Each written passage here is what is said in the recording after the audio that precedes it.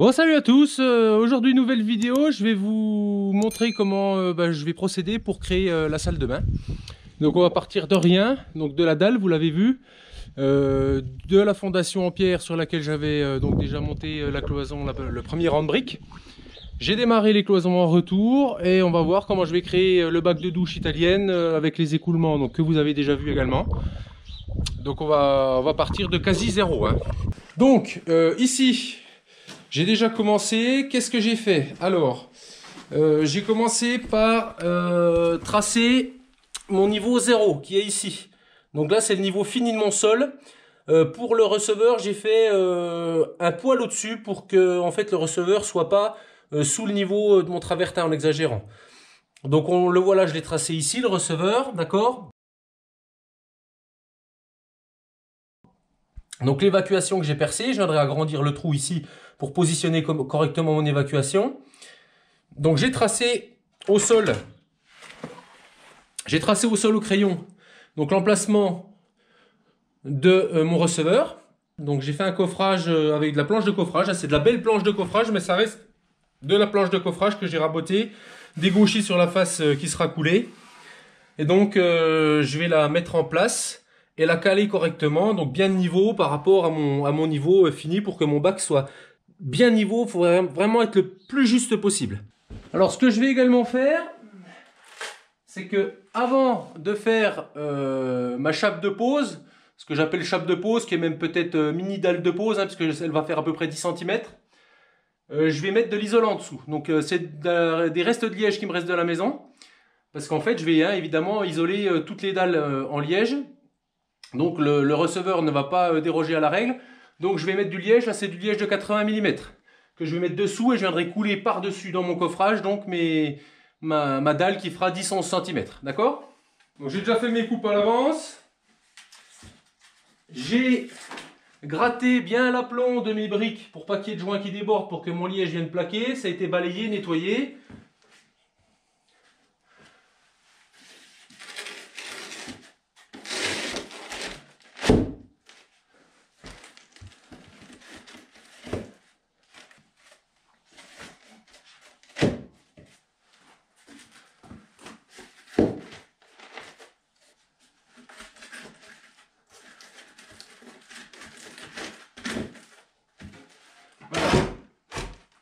Bon voilà, alors du coup, j'ai placé mon coffrage, je l'ai calé avec des bouts de bois en appui sur le mur, hein, tout simplement.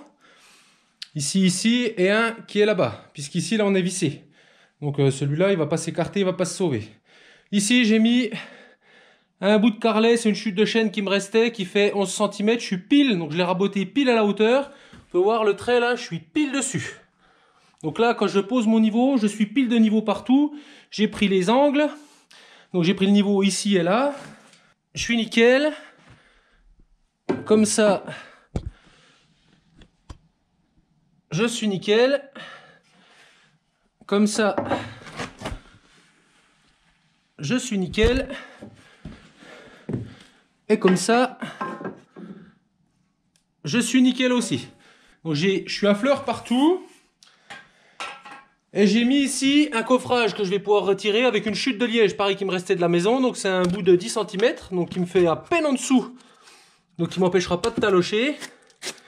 J'ai réagrandi mon trou d'évacuation. Donc ici je me mets bien aligné.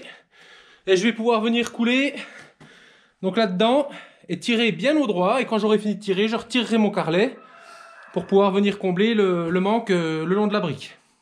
Donc j'ai calculé par rapport au volume à combler, donc 140 par 80 par 10 cm, j'ai pris 10 cm, donc ce qui me fera 10 seaux de sable. J'ai 100 litres, 110 litres exactement, donc on va prendre 100 litres. Donc il me faudra 10 seaux de mortier, donc je vais faire un béton chaud pouzzolane que je vais bâtarder avec du ciment. Pourquoi? Parce que je suis sous la douche, je voulais mettre de la chaux NHL5, le problème c'est que j'en ai pas aujourd'hui, donc du coup je vais mettre de la 3,5 que je vais bâtarder avec un demi-seau de ciment pour 2 seaux de chaux. Comme ça je vais bâtarder, ce sera suffisamment solide et j'ai pas besoin de régulation d'humidité puisque j'ai ma dalle dessous et j'ai du liège qui vient compléter. Le ciment uniquement pour la partie sous la vasque. Ça va permettre au béton de tirer plus vite. sachant que les nuits sont quand même bien froides et ça me permettra aussi voilà, d'avoir quelque chose de bien dur sous le bac pour pas qu'il bouge. C'est pour ça que c'est important qu'on soit nickel, parce que quand on va poser le bac, si c'est légèrement bancal, il risque de casser. Donc pour le mortier, j'utilise donc 3 seaux de sable de rivière 0,4, 2 seaux de pouzzolane, 2 seaux de chaux NHL 3,5 et un demi-seau de ciment blanc. C'est un fond de sac qui me reste de mes fausses briques, donc je vais pas le perdre, il est pas éventé, il est bon. Donc il m'en reste juste un seau, donc ça va aller impeccable pour faire ça. Et on va le faire pas trop mouillé pour que quand on le tire, il n'y ait pas de petites vaguelettes qui se forment et que ça fasse pas des irrégularités. Il faut qu'il soit le plus droit possible.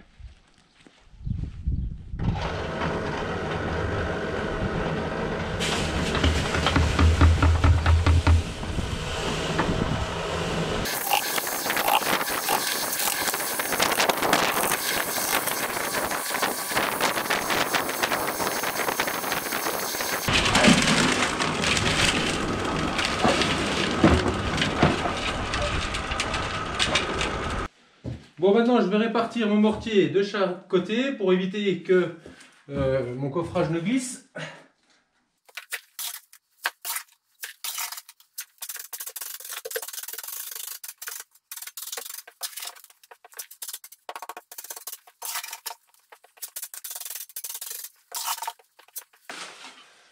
Et voilà, je tasse.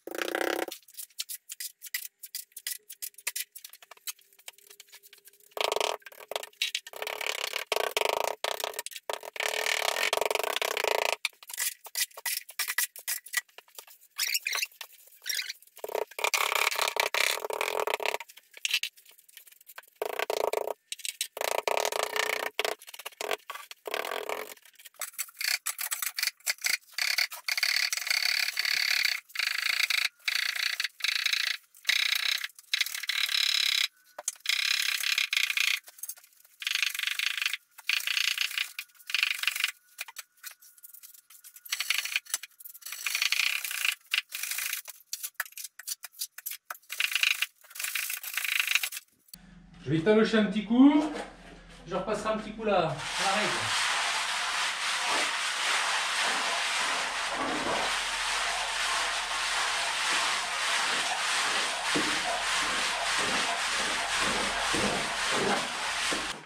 Bon, on a déjà rendu un peu d'eau sur le dessus, donc là je vais enlever, là ça fait un moment que ça tire, je vais enlever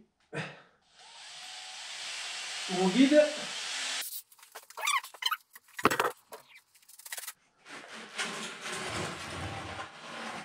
Voilà.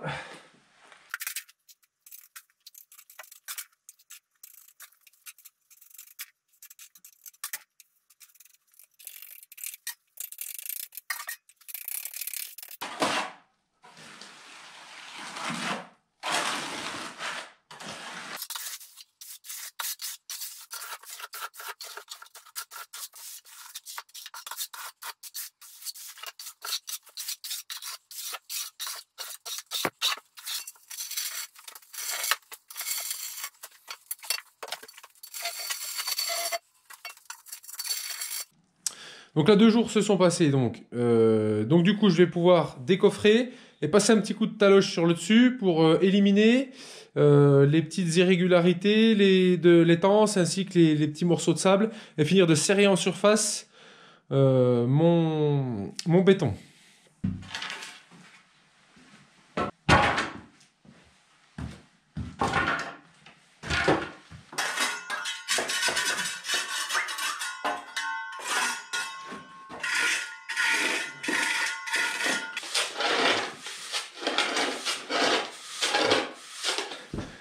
Je retire mes 2 vis.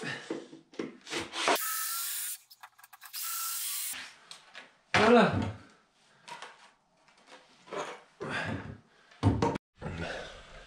Donc voilà, j'ai bien fait de bien tasser, j'ai pas de bulle d'air. Très peu, quelque peu ici, là. Mais quasi rien, hein. C'est net, c'est bien coffré, c'est propre. Alors ce que je vais faire maintenant, c'est que je vais passer donc un petit coup de taloche pour éliminer les petits défauts de surface, les petits morceaux de laitance, d'accord? Et éliminer les morceaux de gravier qui auraient pu dépasser quand j'ai tiré. Là, ça fait des petits bourrelets ici. Donc ici, je vais simplement passer un petit coup de taloche pour éliminer ces petits, voilà, ces petits grabons là, les faire les décoller, que ça soit parfaitement lisse.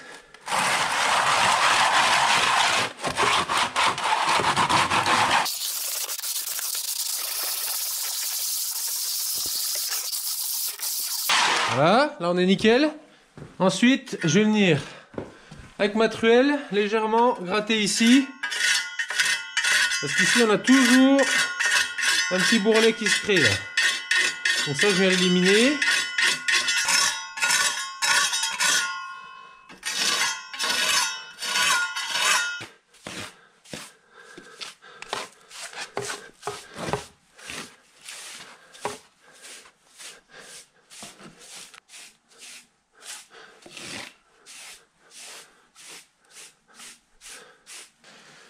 Ce qu'on va faire, on va poser dessus le niveau. Donc on peut déjà voir que j'ai à poil. Hein.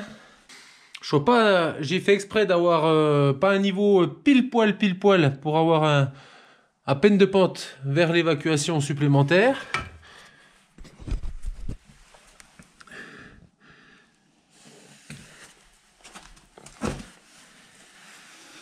Il n'y a pas de vague, il n'y a rien. Hein. C'est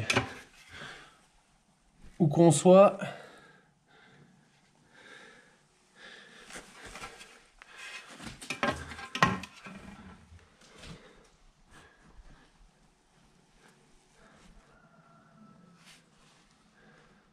Voilà, on est nickel. Bon, maintenant on va pouvoir enlever donc le coffrage en liège pour avoir accès à l'évacuation.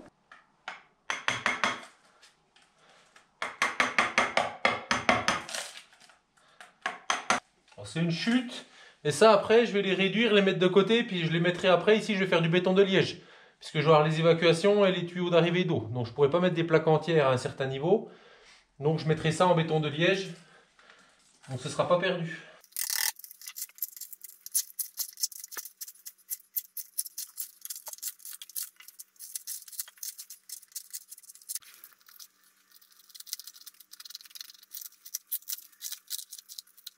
Voilà, il ne me restera plus qu'à aspirer le fond correctement pour enlever et fixer l'évacuation.